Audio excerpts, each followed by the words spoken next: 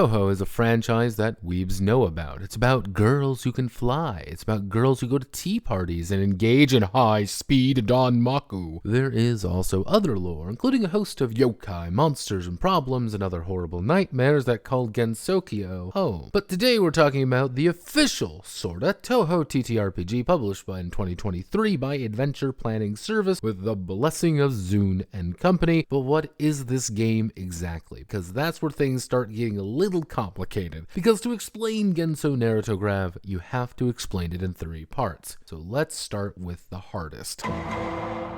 Gensou Narratograph is played with a host of d6s, but never really exceeding 5 bar if you are the game master. Whenever you are about to do anything really, you're going to roll 2d6 plus any relevant tag your character has. If any die rolls above the target number, you succeed. Oh, I should talk about that really. You don't make characters in Narratograph, far from it. Instead, you have 30 exciting toot-hoot characters to play. We'll be using everyone's favorite Shrine Maiden today, Sane. Her tags are Human Shrine Maiden and Moria Shrine. Whenever those become relevant, perhaps by location or situation, she'd roll an extra d6. Easy enough to understand, but let's talk about what the game actually is. At the start of the game, the GM will place down a handful of clue tokens throughout the board. As surprise, surprise, Gensou Narratograph is a fucking board game. Everyone places down their pieces at home and progress through the day. The goal is to build up enough clues to trigger the quest condition. When the quest is complete, they rush toward the quest locale and start the next quest of the scenario. When a certain number of scenarios are complete,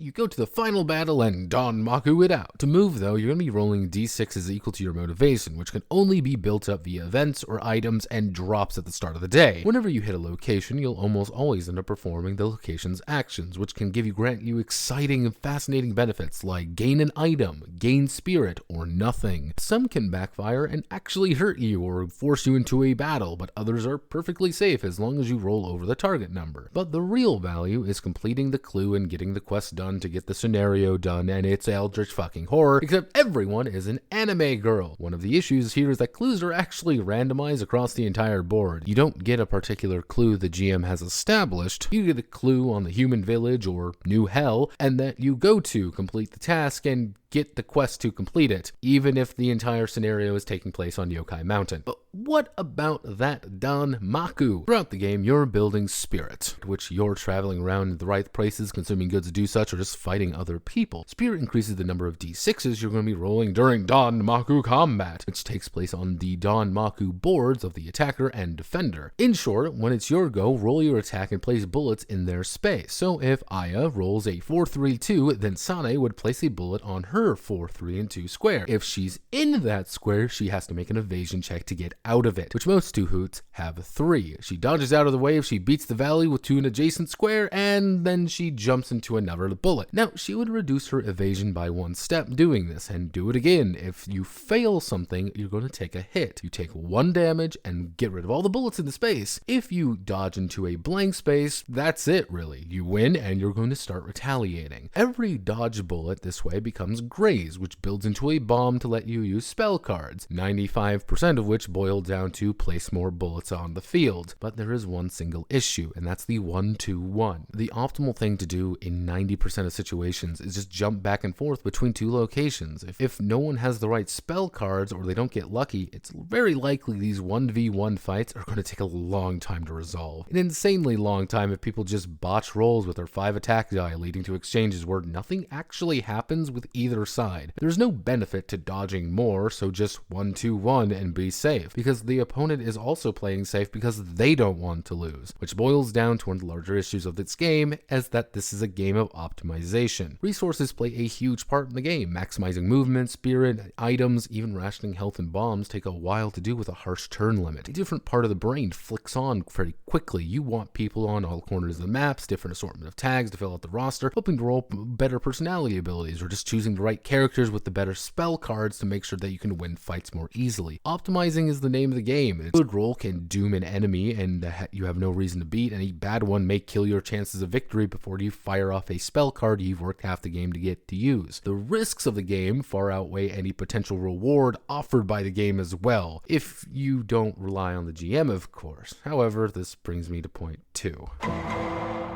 Yeah, so if you want to role play in this RPG, it's not really useful or doing anything, actually. It's almost entirely restricted to those investigation phases of going to a location. If you play optimally, then you may not ever even run into another PC to roleplay at all. This isn't helped by the fact that you're not you. You're Sane Kuchiya, you know, that one from Toho, of course. Now roleplay with Yomu and Aya and do it. Roleplay the little girl, or don't, because there isn't actually a requirement to do so, nor is it actually ever rewarded if you do so either, outside begging the GM that your tag actually is relevant to give you some bonus die. Pretty please, maybe?